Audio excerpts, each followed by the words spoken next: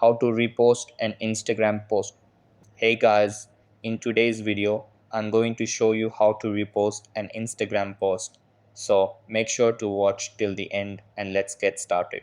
First, let's talk about how to repost an Instagram post to your story.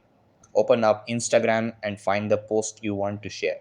Tap on the little paper airplane icon just below the post. From there, select Add Post to your story.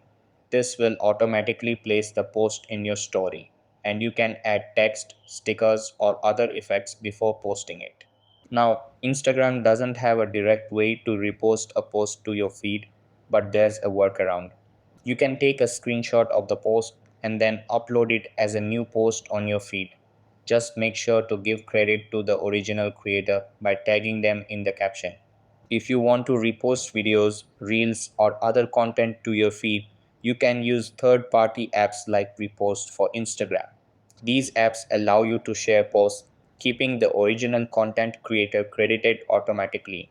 Simply copy the link of the post by tapping on the three dots at the top right of the post and then paste the link in the app to repost it. That's it. I hope this was helpful. If you have any questions, leave them in the comments below. Don't forget to like, subscribe, and I'll see you on the next one.